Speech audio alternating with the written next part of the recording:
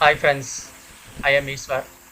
Friends, ఇది Redmi mobile. ఇది complete ఏంటంటే రెడ్మీ వస్తుంది, ఆగిపోతుంది, వస్తుంది, ఆగిపోతుంది. చూడండి అలాగా.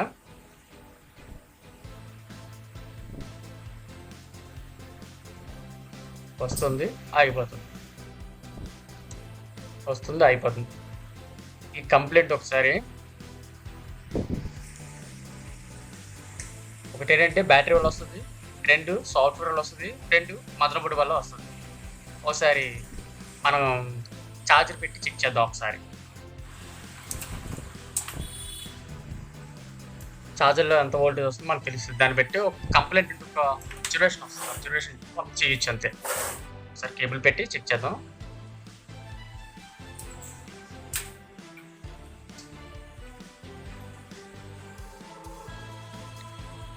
ఛార్జింగ్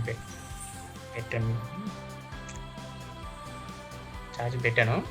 ఓకే, చూద్దాం. ఒక 0 అసలు కనెక్ట్ అయినట్టు చూపిస్తుంది అక్కడ. చూసారా, అసలు వాల్యూ ఏం రావట్లేదు, అసలు ఏం రావట్లేదు. బట్ ఏంటంటే కనెక్ట్ అయినట్టే, కానీ వాల్యూ రావట్లేదు.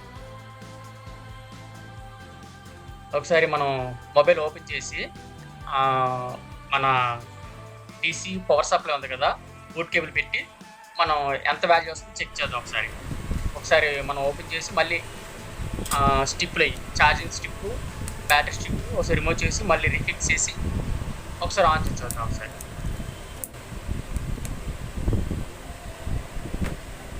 ఆన్ చేసి చూద్దాం. ఒకసారి ఓకే, లో బ్యాటరీ వస్తుంది. చూసారా, ఇండికేషన్, బ్యాటరీ ఇండికేషన్ వస్తుంది తప్ప ఆన్ అవ్వలేదు. ఒకసారి బూట్ కేబుల్ పెట్టి చెక్ చేద్దాం. ఒకసారి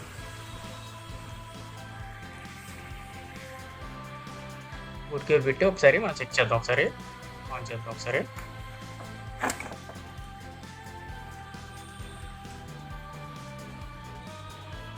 చేద్దాం, ఎంత వాల్యూ వస్తుందో. ఓకే, వాల్యూ వచ్చింది 400 వరకు వచ్చింది.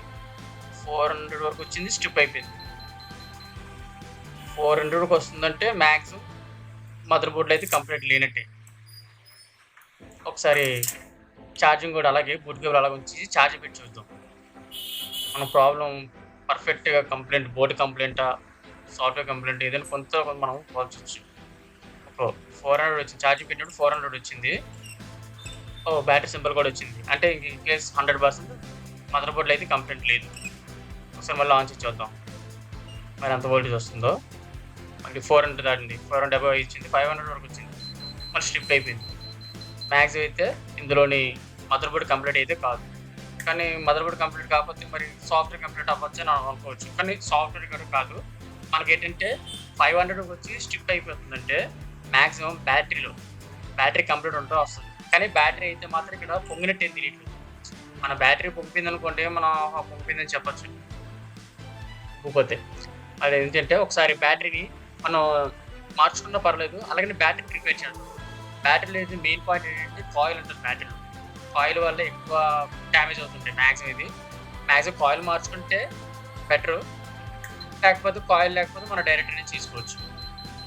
ఒకసారి మనం కాయిల్ చేంజ్ చేసి చూద్దాం. ఒకసారి రిమూవ్ చేసి ఒకసారి కాయిల్ మార్చి చూద్దాం. కాయిల్ మార్చితే మ్యాక్సిమం 100% మ్యాక్సిమం ప్రాబ్లం రెక్టిఫై అయిపోతుంది. కానీ కాయిల్ మనం లేకపోయింది అనుకోండి, మన అవైలబుల్ లేకపోతే మనం డైరెక్ట్ చేసినా పర్లేదు. డైరెక్ట్ చేయడం వల్ల యూజ్ ఏంటి, డైరెక్ట్ చేయకపోవడం వల్ల యూజ్ ఏంటి అంటే కాయిల్ మార్చడం వల్ల యూజ్ ఏంటి, డైరెక్ట్ చేయడం వల్ల యూజ్ ఏంటంటే మనకి ప్రాబ్లం ఆ టైంకి రెక్టిఫై అయిపోతుంది కాబట్టి డైరెక్ట్ చేసిన ప్రాబ్లం లేదు.